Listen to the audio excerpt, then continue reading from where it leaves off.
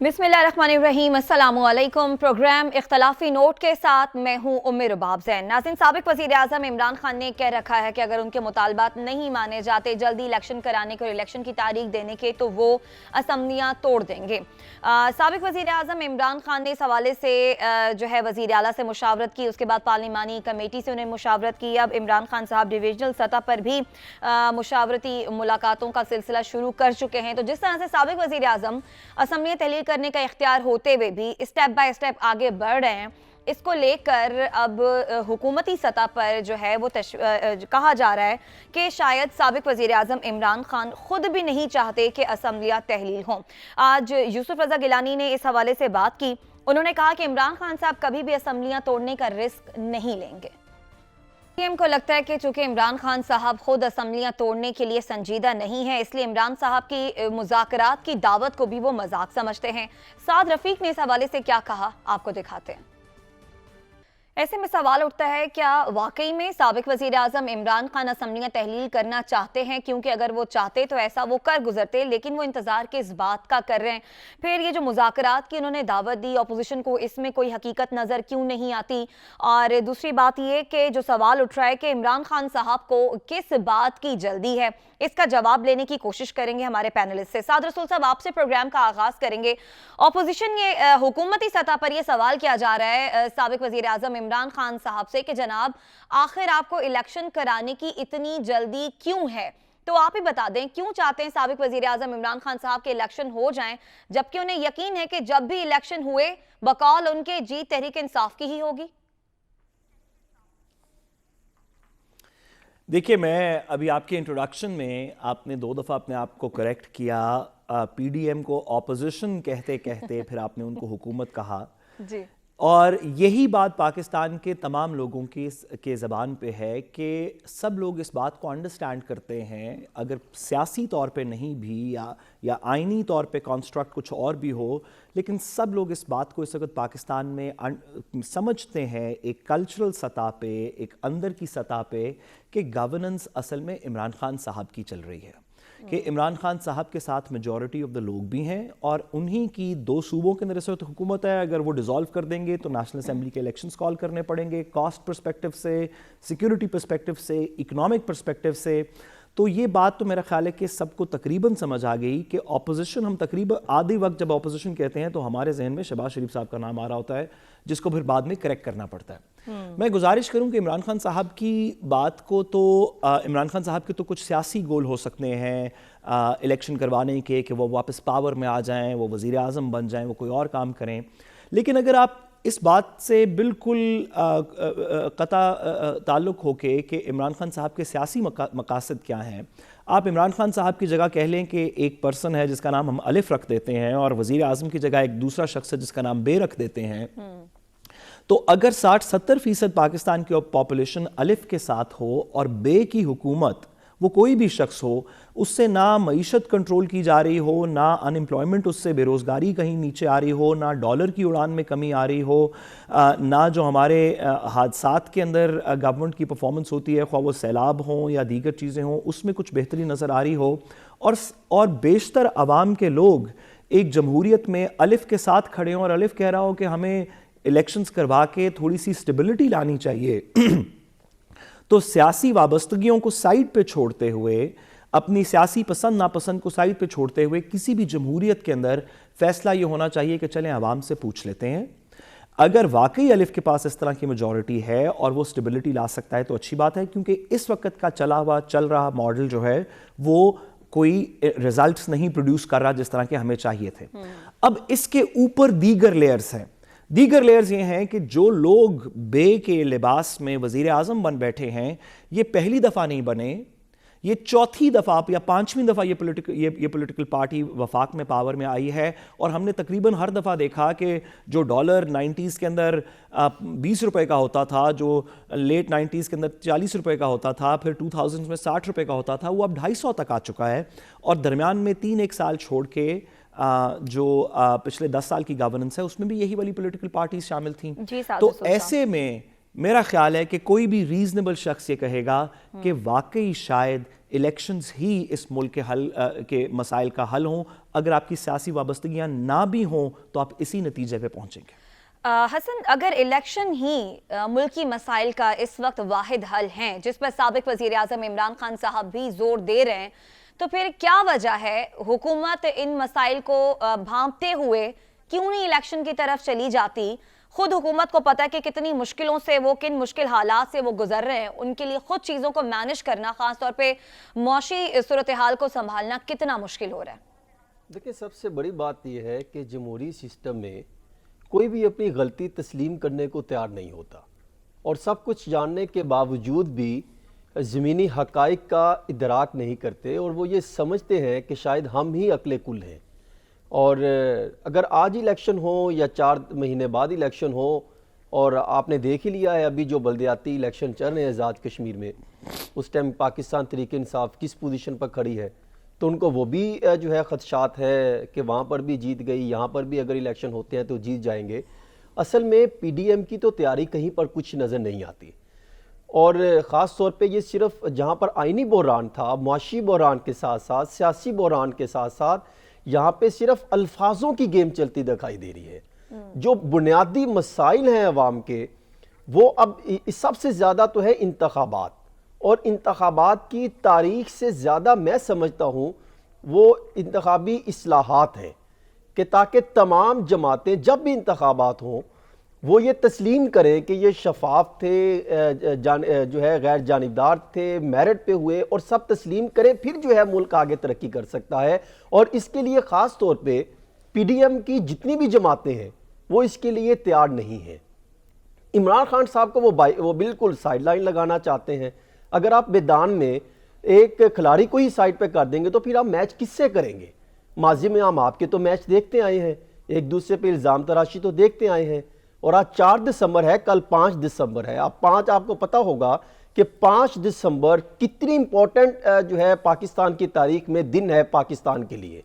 5 دسمبر 1970 کو پہلی دفعہ جمہوری انتخابات ہوئے تھے، اور اس ٹائم جو ہے مشرقی پاکستان اور مغربی پاکستان کے معاملات بھی آپ کے سامنے تھے. اور تاریخ بتاتی ہے اس ٹائم بھی ضد اور انا کی معاملات کو مد نظر رکھا جائے تو کس طرح جو ہے مشرقی پاکستان جو ہے وہ 2 لخت ہو گیا تھا، اور مشرقی پاکستان کس طرح مجیب الرحمان جو ہے وہ الگ ہو کے لے گئے تھے، اور ذوالفقار بھٹو جو ہے کس طرح جو جنرل یحییٰ کے ساتھ مل کے انہوں نے کیا لے کر آئے تھے. تو ابھی بھی اگر وہ ان چیزوں کو، تاریخ کو مد نظر نہیں رکھتے اور ان تاریخ سے سبق نہیں سیکھتے کہ تاریخ دہرائی بھی جا سکتی ہے کسی نہ کسی اینگل میں، تو شاید پی ڈی ایم جماعتیں ہوں یا عمران خان کی جماعت ہوں یا جو بھی جماعت ہوں، تو ان کو ایسے لگتا ہے کہ شاید وہ عوامی مسائل حل کرنے کی بجائے اپنی ذاتی اناد کی تسکین چاہتے ہیں، ذاتی مفادات کی تسکین چاہتے ہیں. ایک امپورٹنٹ چیز جو 3-4 دن میں دیکھنے کو مل رہی ہے وہ یہ ہے کہ پی ڈی ایم جماعتوں کا مشترکہ ایک اہم اجلاس ہوا ہے چند روز قبل، جس کو میڈیا میں نہیں لایا گیا. اس میں یہ طے پایا ہے جو شاید ان کے لیے بھی مشکلات کا باعث بن سکتا ہے. اس میں یہ طے پایا ہے کہ عمران خان کے خلاف 11 کیسز بنانے کی تیاری کی جا رہی ہے.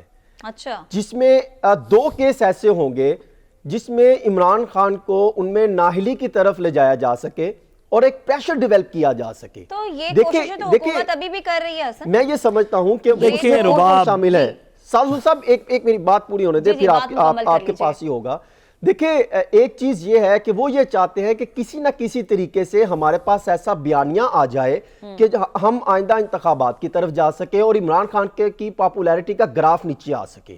دوسری ان کی سچویشن یہ ہے کہ جو پی ڈی ایم جماعتوں میں، خاص طور پہ مسلم لیگ نون میں، وہ یہ نہیں چاہتے کہ کچھ ایسے افراد آگے آ جائیں جو پاپولیرٹی، جو ان کے اندر پوزیشن رکھتے ہیں، کیونکہ آپ کو یہ بالکل واضح ہے، اس میں کوئی دوسری رائے نہیں کہ نواز شریف گروپ الگ ہے، دوسرا شہباز شریف گروپ آج بھی الگ ہے، اختلافات موجود ہیں.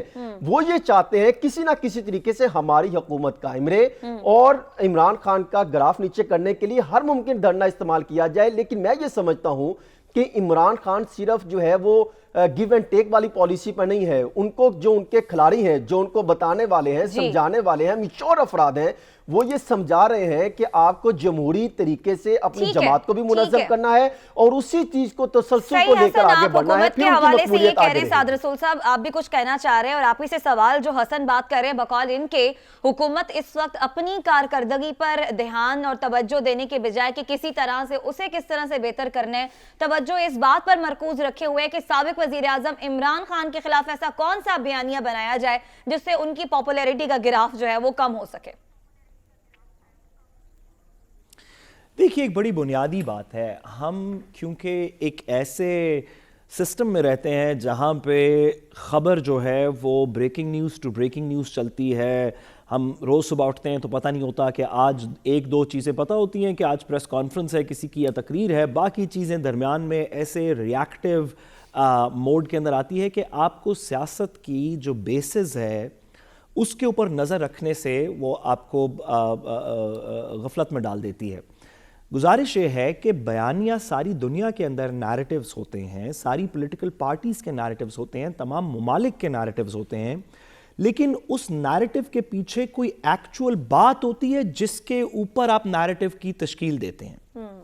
آپ پاکستان کے اندر اگر کرکٹ پہ نیریٹیو کریٹ کرنا چاہتے ہیں تو آپ پہلے ورلڈ کپ کے فائنل میں پہنچیں گے، پھر اس کے اوپر نیریٹیو تشکیل دیں گے کہ ہم دنیا کی بہترین ٹیم ہیں. یہ نہیں کہ آپ پہلے ہی پرفارمنس کوئی نہیں دکھا رہے ہوں گے، کوئی آپ کو بلا نہیں رہا ہوگا اور آپ صرف نیریٹیو کے اوپر اپنی گیم چلانے کی کوشش کریں گے. پاکستان کی یہ جو اتحادی جماعتیں ہیں، پی ڈی ایم کی جماعتیں، ان سے گزارش یہ ہے کہ آپ بار بار یہ کوشش کر رہے ہیں کہ عوام کو بیوقوف بنائیں اس بات پہ کہ ہم کوئی نیریٹیو کریٹ کر لیں کہ عمران خان چور ہے، وہ جی گھڑی کو ڈکلیئر نہیں کیا تھا، وہ جی عمران خان کو ڈسکوالیفائی کر دیتے ہیں، وہ جی عمران. او بھائی، آپ کوئی کام کر کے دکھائیں، آپ کوئی کام کریں گے تو اس کام پہ نیریٹیو بنائیں. عمران خان صاحب نے نیریٹیو اس بات پہ بنایا کہ آپ نے چوری کی ہے اور آپ چور ہیں. کسی بندے نے اس بات کو مانا نہیں جب تک پینما کے اندر سزائیں نہیں ہو گئیں. کوئی کام ہوا تو اس کے اوپر نیریٹیو بنا. عمران خان صاحب نے کہا کہ میں غریبوں کے لیے کچھ کام کروں گا، صرف نیریٹیو نہیں بنایا، کوئی پناہ گاہیں کھولیں، کوئی اس پہ تنقید سنی، کوئی کام کیا تو نیریٹیو بنا. اسی طرح کووڈ پہ کوئی کام کیا تو نیریٹیو بنا. پی ڈی ایم سے گزارش یہ ہے کہ آپ اگر صرف نیریٹیو کھیلتے رہیں گے، اگر آپ صرف ٹویٹ کھیلتے رہیں گے، کوئی طریقہ ڈھونڈیں گے کہ حالات کے اوپر کوئی سپن ایسی ڈالی جائے جس میں عمران خان کی بدنامی اور آپ کی اچھائی ہو، تو ایسے نہیں ہوتا. نیریٹیو کے نیچے کچھ کام کرنا ضروری ہوتا ہے. مہربانی کر کے کچھ کام کر کے دکھائیں. ٹھیک ہے، کچھ کام کر کے حکومت کو دکھانا ہوگا حسن. لیکن اس کے ساتھ یہ جو عمران خان صاحب کے مذاکرات کی جو دعوت ہے، اس پر بھی رسپونڈ کر رہی ہے حکومت. سعد رفیق بھی کہہ رہے ہیں کہ عمران خان صاحب مذاق کر رہے ہیں. ایک دن کہتے ہیں کہ جی مذاکرات کی دعوت دیتے ہیں، دوسرے دن کہتے ہیں کہ وہ کچھ اور کہنا چاہتے تھے. یوسف رضا گیلانی کہہ رہے ہیں کہ اگر آپ نے مل کر بیٹھنا ہے تو کوئی راہ نکل سکتی ہے، لیکن اس کے لیے آپ کو غیر مشروط مذاکرات کرنا ہوں گے. تو کوئی غیر مشروط مذاکرات کی راہ نکلتی دیکھ رہے ہیں آپ؟ دیکھیں، ایک چیز تو سمجھ لینی چاہیے ان سب جماعتوں کو، اور تاریخ کو تھوڑا سا وہ دہراتے رہے، اپنے ذہنوں میں ضرور رکھیں کہ جب بھی جمہوری معاشرے ہوں یا ممالک ہوں، وہاں پر جب بحرانی کیفیت اختیار کر جائے تو آخری حلبہ صرف ایک ہی ہوتا ہے، وہ انتخابات ہوتے ہیں. اور جو بھی پارٹی جیت کر آتی ہے ان کو پھر ٹاسک دیا جاتا ہے، ان کو جو ہے مینڈیٹ دیا جاتا ہے، اس پر پھر وہ عمل درآمد کرتے ہیں. یہی وہ پی ڈی ایم کے افراد جو 3.5 سال روتے رہے کہ ہم اس جو ہے ان کو نہیں مانتے، یہ سلیکٹڈ حکومت تھی اور یہ اس طریقے سے آئی ہے، یہ ان کے یہ مسائل تھے، آج وہ آنے کے بعد وہی چیز وہ اپنے پہ دکھاتے دکھائی دے رہے ہیں. دیکھیں، وہ آج یہی وہ افراد تھے. یوسف رضا گیلانی صاحب لاہور میں ملاقاتیں کرتے دکھائی دیتے تھے. میں نے خود 2-3 چیزوں کا میں جو ہے کئی ممبران اسمبلی جو تحریک انصاف تھے لاہور میں، ماڈل ٹاؤن میں اور دیگر جگہوں پہ ملاقاتیں کی کہ کسی نہ کسی طریقے سے معاملہ جو ہے وہ پوزیٹیو راستے کی طرف آئے. اور عمران خان صرف یہ کہتے تھے، ان کی اس وقت جماعت تھی، وہ یہ کہتے تھے کہ ہم جو ہے اپنے معاملات سے پیچھے نہیں ہٹیں گے. اور پھر یہی وہ جمہوری جماعتیں کہلاتی ہیں کہ معاملات کو تسلسل کو آگے بڑھانا چاہیے.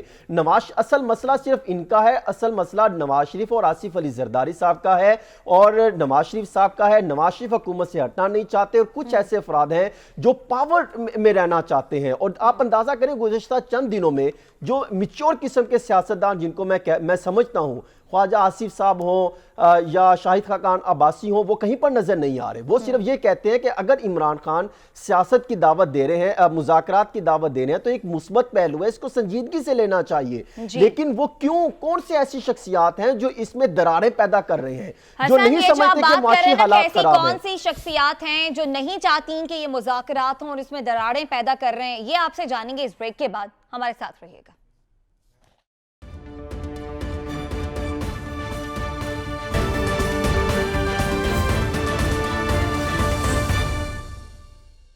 ویلکم بیک ناظرین. حسن، بریک پر جانے سے پہلے آپ نے ہمیں وہ چند نام بتانے تھے جو ان مذاکرات کی راہ میں جو ہے وہ رکاوٹیں حائل کر رہے ہیں اور دراڑیں پیدا کر رہے ہیں. وہ جانے سے پہلے مجھے اجازت دیں، عدیل نے ہمیں جوائن کیا. عدیل کے پاس چلتے ہیں.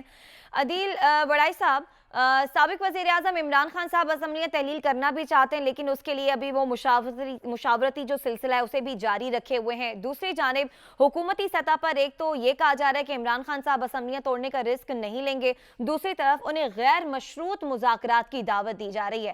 اس ساری صورتحال کو دیکھتے ہوئے آنے والے وقت میں آپ کیا ہوتا دیکھ رہے ہیں کہ مذاکرات ہو جائیں گے، سب سیٹل ہو جائے گا، اور اگر عمران خان اسمبلیاں توڑ دیتے ہیں پھر بھی حکومت ان دو صوبوں میں الیکشن کروا کر جنرل الیکشن نہیں کراتی تو کیا صورتحال بنتی دیکھیں گے؟ دیکھیں، سب سے پہلے تو مذاکرات کے حوالے سے آپ کو اپڈیٹ کر دوں جو کہ صدر عارف علوی کے ذریعے یعنی نون لیگ کی جانب سے اسحاق ڈار صاحب پیغام رسانی کا کام کر رہے تھے اور دوسری جانب صدر عارف علوی تھے. تو کوئی براہ راست مذاکرات پاکستان تحریک انصاف کے نہیں ہو رہے تھے، یہ ایک ذریعہ تھا جس کے ذریعے ہو رہے تھے. ابھی اب سے کچھ دیر پہلے پی ٹی آئی کے ایک اعلیٰ ترین ذریعے سے میری بات ہوئی تو انہوں نے مجھے یہ کہا کہ ہم انتظار کر رہے تھے کہ اسحاق ڈار کیا پیغام لے کر آتے ہیں، کیا کوئی اس کا حل نکلنا ہے، کوئی درمیانی رستہ نکلنا ہے. تو وہ کوئی پیغام نہیں آیا. گزشتہ کئی روز سے یہ معاملہ تعطل کا شکار ہے. تو اس لیے نہ تو بیک ڈور میں وہ یہ کہہ رہے ہیں کہ ہمارے نہ تو حکومت کے ساتھ مذاکرات ہو رہے ہیں، نہ ہی کسی اور فریق کے ساتھ اس وقت مذاکرات چل رہے ہیں. ایک ذریعہ تھا جس میں اسحاق ڈار صاحب کے ذریعے یہ پیغام رسانی ہو رہی تھی اور وہ معاملہ بھی رک گیا ہے. تو پھر میں نے جب ان سے یہ پوچھا کہ پھر کیا عمران خان صاحب اسمبلیاں واقعی توڑ دیں گے یا ایک یہ سیاسی کارڈ ہے، تو انہوں نے کہا کہ ہمارے پاس اب کوئی آپشن نہیں ہے کہ ہم اسمبلیاں توڑے سوا اب ہمارے پاس کوئی آپشن نہیں ہے. اگر بات چیت شروع نہیں ہوتی، ٹیبل پر نہیں بیٹھتے، ہم اسمبلیاں توڑ دیں گے. تو اس کے بعد کا منظرنامہ یہ ہوگا کہ ہمارے پاس 5 سال کا مینڈیٹ آ جائے گا. اگلے جنرل الیکشن جب ہوں گے تو ہم 5 سالہ مینڈیٹ کے ساتھ دونوں صوبوں میں بیٹھے ہوں گے اور اس وقت پھر اس کا بھی ہمیں ہی فائدہ ہوگا. لیکن یہ کوئی سیاسی بیان نہیں ہے. یہ اسمبلیاں توڑنے کے حوالے سے کس کو فائدہ ہوگا؟ جی یہ میں تحریک انصاف کے اعلیٰ ذریعے کی بات بتا رہا ہوں کہ جن سے میری ابھی بات ہوئی کہ وہ یہ کہہ رہی ہیں کہ پھر وہ 5 سالہ ہم مینڈیٹ کے ساتھ ان دونوں صوبوں میں بیٹھ جائیں گے. جو ان کی کیلکولیشن ہے وہ یہ کہہ رہے ہیں کہ جی دیکھیں آزاد کشمیر کے الیکشن دیکھ لیں، اس سے پہلے بائی الیکشن دیکھ لیں. تو اس وقت کی سچویشن ہے، انہیں اندازہ ہے کہ پی ڈی ایم نے کسی صورت الیکشن میں نہیں جانا. انہیں اندازہ ہے کہ وہ اس صورتحال میں ارلی الیکشن سے مراد مارچ اپریل ہے. مارچ اپریل میں الیکشن میں جانے کی ان کی کنڈیشن نہیں ہے، وہ یہ سمجھتے ہیں. اور اس میں پھر وہ یہ سیاسی کارڈ جو انہوں نے کھیلا ہے وہ واقعی اس پر عمل درآمد کرنے جا رہے ہیں. اور اس میں وہ یہ کہہ رہے ہیں کہ یہ معاملہ صرف جو اسحاق ڈار صاحب اور صدر عارف علوی کے درمیان یہ جو گفتگو چل رہی تھی، یہ معاملہ جو شروع ہوا تھا وہ رک گیا ہے. اس وقت کوئی بات چیت، کوئی مذاکرات نہیں چل رہے اور اس مہینے میں اسمبلیاں جو ہیں وہ توڑ دی جائیں گی. ٹھیک ہے، آپ کی خبر کے مطابق کوئی مذاکرات نہیں چل رہے اور اس مہینے میں اسمبلیاں توڑ دی جائیں گی، یہ فیصلہ کر لیا تحریک انصاف نے. حسن، جیسا کہ ہمیں عدیل وڑائش نے بھی خبر دی اور آپ بھی کہہ رہے تھے کہ چند لوگ ایسے ہیں جو مذاکرات کی راہ میں دراڑیں جو ہیں وہ ڈال رہے ہیں، تو یہ کون لوگ ہیں جن کی وجہ سے یہ مذاکرات ہوتے رہ گئے؟ دیکھیں، وہی لوگ ہیں جو آج کل زیادہ کچھ تو ٹی وی پر بھی آ رہے ہیں اور کچھ جو ہیں وہ ماضی میں بھی جن کے خلاف کیس بھی بنے رہے اور پھر ان کو زیادہ فکر تھی کیسز کی، وہ چند ایک ہی ہیں. کچھ جو ہے پاکستان سے باہر بھی چلے گئے. اور عدیل وڑائش صاحب کی یہ بات بالکل درست ہے. اور دوسری جانب اگر پی ڈی ایم کے خاص طور پہ سینئر عہدیداروں کی، ابھی آپ کے سامنے ہی بریک میں جن کا فون آیا وہ یہ بتا رہے تھے، اور بڑے سینئر اس ٹائم وفاق میں عہدیدار ہیں، بلکہ وزیر بھی ہیں، وہ یہ دعویٰ کر رہے تھے کہ 3 ماہ کا وقت ہوتا ہے اگر یہ اسمبلیاں تحلیل کر دیتے ہیں۔ ان کا یہ خیال ہے کہ جو گزشتہ روز اجلاس ہوا اس میں یہ طے پایا ہے کہ اگر عمران خان صاحب اسمبلیاں تحلیل کر دیتے ہیں تو 3 ماہ مزید آگے لے کے جایا جا سکتا ہے، اور اس سے ہم بھی اپنا کہیں نہ کہیں معاملات بہتر کر لیں گے۔ اور ان کا یہ خیال ہے کہ اس طرح پنجاب اور خیبر پختونخوا میں جو ہے پولیس تو ان کی نہیں رہے گی، پھر نگران سیٹ اپ آ جائے گا اور آٹومیٹکلی وفاق کا جو ہے اثر کچھ زیادہ ہوگا۔ تو شاید وہ یہ سمجھتے ہیں کہ معاملات میں دراریں ڈلی رہے، اختلافات بنے رہے۔ لیکن یہ بھی بات درست ہے کہ کل ایک میٹنگ ہوئی تھی مونس الہی صاحب کی اور اسد عمر صاحب کی، اس کے فالو اپ میں شاید آئندہ آنے والے دنوں میں دوبارہ میٹنگ ہونے جا رہی ہے، اور اس میں کچھ تحفظات ہیں جو شاید دور کیے جائیں گے، اور اس کے بعد ہی جو ہے یہ اسمبلیاں تحلیل ہونے کا معاملہ سامنے آئے گا، کیونکہ عمران خان صاحب کے پاس اب کوئی چیز رہ نہیں گئی اگر وہ اسمبلیاں نہیں تحلیل کرتے۔ وہ جس سیاسی پوزیشن پر، جس سیاسی وکٹ پر وہ کھیل رہے ہیں، ان کے پاس 2 ہی راستے تھے، یا تو وہ ان کو دعوت دیتے کہ وہ آ کے مذاکرات کریں، یا پھر دوسرا یہ ہے کہ جو ان کے پاس کارڈ ہے ہو سکتا ہے وہ ایک اور سرپرائز دے دیں اینڈ ٹائم پر جا کے، تو وہ بھی ممکن ہے۔ وہ تو کیونکہ عمران خان سے جو ہے وہ کچھ بھی امید کی جا سکتی ہے، کچھ بھی اعلان کیا جا سکتا ہے جو کہ شاید ان کے ارد گرد والے افراد کو بھی نہیں پتا۔ ٹھیک ہے، سعد رسول صاحب آپ کی جانب آئیں گے۔ عمران خان صاحب کے اس فیصلے کے بعد کیا سیاسی عدم استحکام ختم ہو جائے گا؟ دیکھیے، ابھی آپ نے رباب عدیل سے بھی بات کی۔ عدیل صاحب نے کسی پاکستان تحریک انصاف کے سینئر لیڈرشپ سے بات کی ہوئی تھی، اور انہوں نے اس کا 2 منٹ 3 منٹ میں آپ کو خلاصہ بتایا، اور بریک کے درمیان آنے والے حسن رضا صاحب کو کسی پی ڈی ایم کے وفاقی وزیر کے سٹیٹس کے بندے نے جب کال کی، اس کا بھی انہوں نے 2-3 منٹ آپ کو احوال بتایا۔ آپ کو دونوں کی بات میں کہیں عوام کا لفظ سنائی دیا؟ بالکل نہیں۔ کہ آپ کو عدیل نے بتایا کہ وہ پی ٹی آئی والے کہہ رہے تھے کہ وہ عوام کے ایکچولی مسائل یہ ہیں، اس وجہ سے ہم یہ سوچ رہے ہیں، یا جن کو حسن رضا نے فون کیا اپوزیشن سائیڈ پہ، جو اپوزیشن سائیڈ پہ انہوں نے یہ بتایا توڑ جوڑ کیسے ہوگی، ادھر کون ہوگا، 6 مہینے آگے کیسے کر لیں گے، ریٹ فائل کر دیں گے، عدالتیں سٹے دے دیں گی، نہیں دیں گی، یہ ساری بات ہوئی۔ کسی نے اس 6 مہینے 8 مہینے کے پلان میں یہ بات کی کہ اس کے درمیان میں بجٹ کیسے پاس کریں گے، ڈالر کا کیا بنے گا، بے روزگاری کا کیا ہوگا؟ دیکھیے، ایک وقت تھا پاکستان کے اندر، اب سے شاید 20 سال پہلے، جب حقیقت میں اور سیاست میں کچھ فرق تھا، کیونکہ سیاست کی خبر حقیقت تک آنے کے لیے کچھ مخصوص پلیٹ فارمز تھے جس کے تھرو کنٹرول کی جاتی تھی۔ اب سننے والی عوام کو ہم بیوقوف نہیں بنا سکتے، سیاستدان بیوقوف نہیں بنا سکتے۔ جو باتیں بھی پی ٹی آئی کر رہی ہے، اگر ان کے فیصلے قوم اور عوام کے مفاد کے علاوہ اپنے مفاد میں ہوئے تو پی ٹی آئی اس پہ بیانیہ یا سپن نہیں بنا سکے گی۔ اگر پاکستان یہ پی ڈی ایم کا اتحاد اگر اپنے سیاسی مقاصد کے لیے کہ نیب کا لاء ختم کر دیا اور اوورسیز کا ختم کر دیا اور ختم کر دیا اپنے الیکٹرانک ووٹنگ مشین کا، اور جب اصلاحات کی بات آتی ہے تو آپ کہتے ہیں کمیٹی بنے گی، پھر کمیٹی آئے گی، پھر مشاورت کریں گے، پھر اس سے پوچھیں گے، پھر لنڈن جائیں گے، پھر واپس آئیں گے۔ عوام کو اس طرح بیوقوف نہیں بنا سکتے۔ عوام کے پاس اب انفارمیشن کے بہت سے ذرائع ہیں، لوگ سچائی کو سچائی کی طرح دیکھ رہے ہیں، اور مجھے بہت افسوس سے کہنا پڑتا ہے، یہ پڑ رہا ہے کہ جتنی بھی ہم نے بھی سیاسی بات کی جو 2 ٹاپ لیول سورسز سے تھی، اس میں عوام کے مسائل مسنگ تھے اور سیاست کی بہت سی بات تھی۔ اگر یہ بات رہی تو نہ لوگ پی ٹی آئی کے ساتھ کھڑے ہوں گے، نہ پی ڈی ایم کے ساتھ کھڑے ہوں گے۔ بالکل، آپ کہہ رہے ہیں کہ عوام کے مسائل کی کسی نے کوئی بات نہیں کی، اور اس کا جو خمیازہ ہے وہ عوام کو ہی بھگتنا پڑ رہا ہے، کیونکہ سیاسی بات چیت کا نہ ہونا ملک کی معیشت کو بری طرح سے خراب کر رہا ہے۔ بریک سے جب واپس آئیں گے تو اس پر بات کریں گے، ہمارے ساتھ رہیے گا۔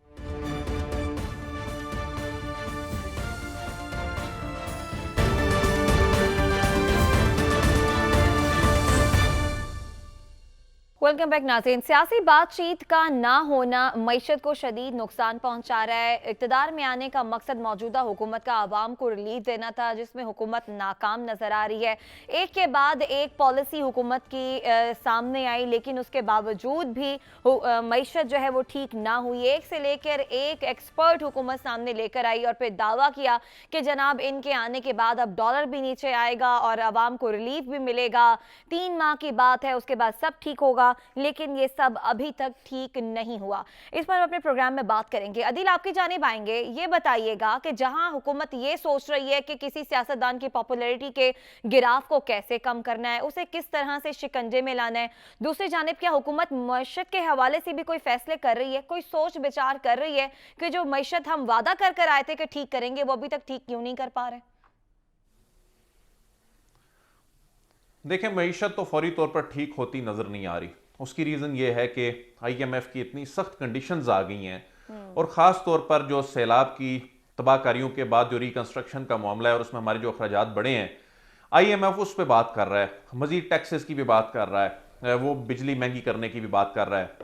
हम इस वक्त अफोर्ड नहीं कर सकते, बल्कि इसहाक डार साहब ने तो जिस तरह से IMF को वो तड़ी लगा दी है ना जी कि हमें आप डिक्टेशन नहीं दे सकते, और उन्हें मालूम है कि वो जो $1 अरब है वो सिर्फ $1 अरब का मसला नहीं है, उससे बहुत कुछ जुड़ा है. अगर इस फाइनेंशियल डिसिप्लिन से हम निकलते हैं IMF के, तो बहुत सारे ऐसे डॉलर्स जो हमें मिलने हैं वो नहीं मिल सकेंगे. इस वक्त हमारे रिजर्व जो हैं वो 1 महीने के रिजर्व्स की सतह पे, बल्कि इससे भी कम पे आ चुके हैं, और हमें अगले आने वाले महीनों में डॉलर्स की ज़रूरत है.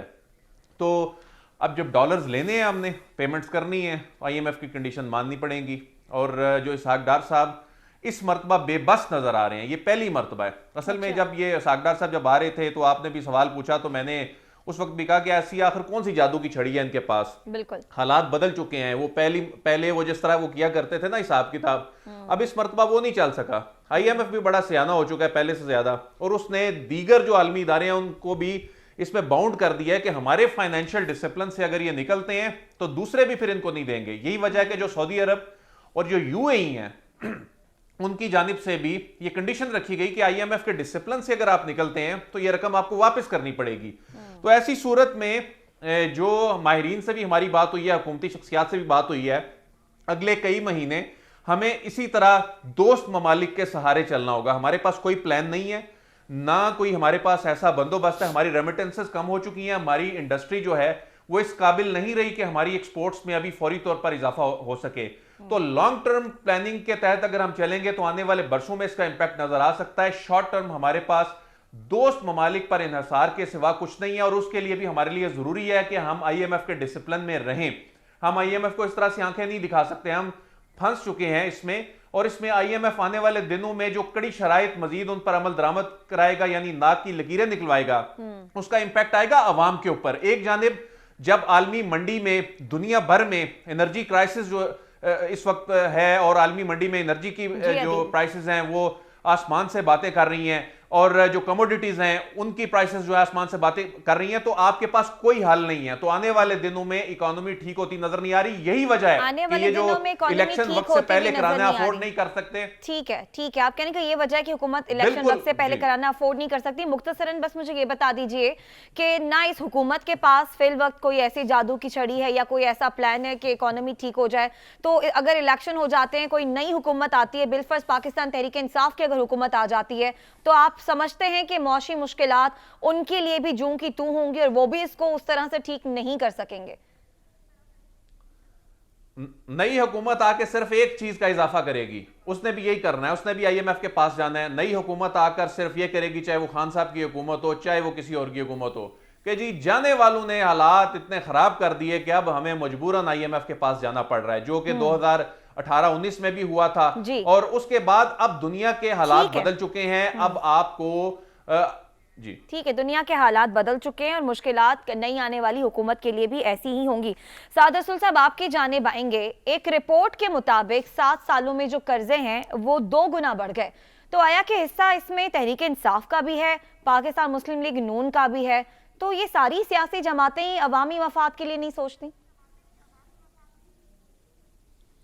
देखिए, इसके अंदर तो उसकी तो 2 वजूहात हैं. एक तो हमने कर्जे लिए, दूसरा क्योंकि हमारा रुपी डिप्रीशिएट हो गया डॉलर के लिहाज से. तो अगर $100 का कर्जा था और वो पहले हम $100 में दे सकते थे, तो अब वही $100 का कर्जा हम $1000 में देंगे या $200 में देंगे, डिपेंड कि वो कितना डिफ्लेट हुआ. तो कर्जे तो बढ़ नहीं थे.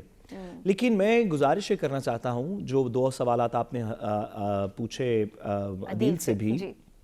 पहली बात यह है कि अगर मईशत का कोई प्लान नहीं था तो हुकूमत गिराई किस वजह से? कि अगर पीडीएम की जमातों के पास कोई मईशत को ठीक करने का प्लान नहीं था, क्योंकि नारा तो महंगाई का था, लॉन्ग मार्च भी महंगाई की हुई, बातें भी महंगाई की हुई, दूसरे लोगों के ज़मीर भी इस वजह से जागे कि वो महंगाई के ख़िलाफ़ थे, तो उन लोगों के जिन लोगों के ज़मीर जागे महंगाई के ख़िलाफ़, जब महंगाई 188 रुपये डॉलर पे थी, तो उनके ज़मीर फिर बाद में क्या हुआ? ये पिछले 4-1 महीने में उनके ज़मीर सोते रहे। महंगाई के ख़िलाफ़ जो हुकूमत आई थी उसने सबसे ज़्यादा महंगाई कर दी। तो ये सवाल लोग पूछेंगे।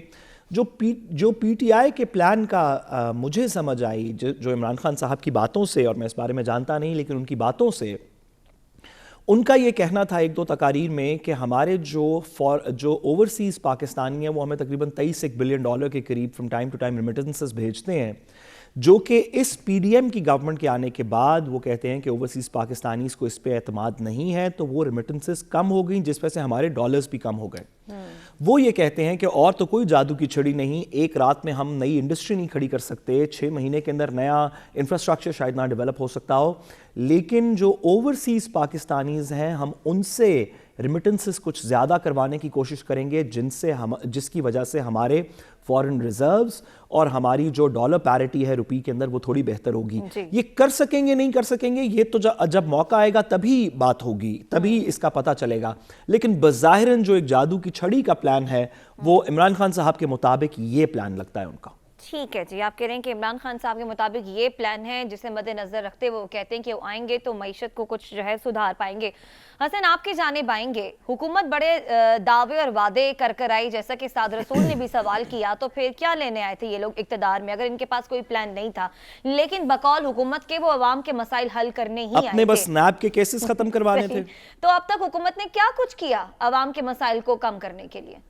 देखिए, पहले तो आप ये देख लें कि पाकिस्तान ने अगले 3 सालों में 73 अरब डॉलर के कर्जे वापस करने हैं, और गुज़श्ता 15 माह के दौरान जो स्टेट बैंक ऑफ पाकिस्तान के जो ज़र मुबादला ज़खायर थे उसमें तेज़ी से कमी होती दिखाई दे रही है। इस टाइम हमारे पास जो ओवरऑल अगर देखा जाए तो मेरे ख्याल 7.489 जो है बिलियन डॉलर के जो है वो ज़खायर मौजूद हैं, और मुमकिन यही है कि जो पाकिस्तान के मजमूई कर्ज़ों की जो बात की जा रही है, पाकिस्तान तहरीक इंसाफ के दौर में भी अगर 43 अरब डॉलर के कर्ज़े लिए गए थे, और ये बाकायदा रिपोर्ट जो है ईवान में पेश की जा चुकी है। बजट में हुकूमत ने जो तखमीना लगाया था वो 22 अरब डॉलर के कर्ज़े लेने का लगाया गया था, लेकिन अभी तक इनके पास 4.2 बिलियन डॉलर 4 माह के दौरान, जुलाई से अक्टूबर तक के दौरान मिले। और फिर इसी तरह जो मल्टी लेटरल इंस्टीट्यूशन है जिसमें एशियन डेवलपमेंट बैंक आ जाता है, वर्ल्ड बैंक आ जाता है, वहाँ से हमें 7.7 बिलियन डॉलर जो है वो इमदाद या जिसे कहा जा सकता है कर्ज़े की सूरत में मिलने की तवक्को थी, लेकिन सिर्फ 2 बिलियन डॉलर ही मिल सके हैं। और ऐसे में इसहाक डार साहब का ये कहना कि IMF का साथ जो है वो उनकी मैं कोई परवाह नहीं करता या उनको मैं देखता नहीं हूँ, और फिर मिफ्ता इस्माइल साहब की जो तजावीज़ थी उनको बाला ताक रख देना, नज़रअंदाज कर देना और अपना नुक्ता नज़र पेश करना, मेरे ख्याल में ये ज़्यादती होगी, ये मुनासिब नहीं होगा। जब ये हुकूमत आई थी उस टाइम हमें बुलाया जाता रहा, सहाफ़ियों को ये बताया जाता रहा कि हम जो है बड़े पैमाने पर तब्दीली लाएंगे। देखें, तारीखी महंगाई हो गई, 40% तक तकरीबन महंगाई बढ़ गई बताया जाता है, 36% तक महंगाई बढ़ी है, कोई 30% तक बताया जाता है। हकीकत में देखें तो 46.71% जो है महंगाई एक अरूज सतह पर पहुंच चुकी है, जो एक रिकॉर्ड है। के केसेस तो माफ हो गए ना। फिर देखें अभी तो आपको वो फलूदे वाला भी याद आएगा, सादुल सूद साहब, वो भी आप फलूदे वाले से भी बहुत मोहब्बत करते हैं। बिल्कुल ये बात दुरुस्त है, ये सारे वो फालूदे वाला भी माफ हो गया, मेरा ख्याल है वो सारा कुछ माफ हो गया। लेकिन देखिए, इस हुकूमत ने सैलाब मुतासरीन की इमदाद का ऐलान किया था। अच्छा। आप कबायली इलाके में देखें, जो खैबर पख्तूनख्वा है, उनको जो पैसे मिलने थे तकरीबन 120 अरब रुपए खैबर पख्तूनख्वा हुकूमत को इन्होंने देने थे, वो भी नहीं दिए गए। सैलाब मुतासरीन के जो पैसे मिलने थे वो भी नहीं दिए गए। पंजाब के 176 अरब रुपए जो हिस्सा बनता था वो भी नहीं दिया गया। फसलों की काश्त के हवाले से किसान गैर यकीनी सूरत हाल में मुब्तला है, उनके लिए ये क्या इकदाम किए? कोई काम नहीं किया। फसलों की काश्त के बाद दहशत गर्द दोबारा से मुनज़्ज़म होते दिखाई दे रहे जाने हैं, लेकिन इनकी अल्लाह का कोई शुक्र तैयारी है, नहीं है। केस तो खत्म हो मुआशी सूरत हाल के बाद देखिए तरसीलात ज़र में एक रिकॉर्ड देखा जाए तो जो है वो कमी होती दिखाई दे रही है। फॉरेन करेंसी अकाउंट्स की सतह में तेजी से जो है वो गिरावट की तरफ जाते दिखाई दे रहे हैं। IMF के जो मुज़ाकरात थे, उन्होंने आपसे पूछा कि आप बताएं कि आपके सैलाब में कितना नुकसान हुआ, आज तक आप वो रिकॉर्ड उनको ब्रीफिंग नहीं दे ठीक है सके, हसन। वो आप कहते तैयार हो रही है। बेरोजगारी जो है वो इस टाइम इनके दौर में आने के बाद 21.76% तक जो है वो बढ़ी है मुआशी माहिरीन के ठीक है मुताबिक। हसन, आपने गंदम हुकूमत की माफिया कारकर्दगी बताई, जो वो नहीं कर सके वो भी बताया, लेकिन जो पॉइंट्स आपने हुकूमत के अच्छे बताए, शायद उनकी तशरीह हुकूमत खुद भी इतने अच्छे तरीके से नहीं कर सकी थी जितने आपने कर दी है। बहरहाल इसके साथ ही प्रोग्राम से इजाजत दीजिए, आपसे अगले हफ्ते मुलाकात होगी अल्लाह ने के बाद।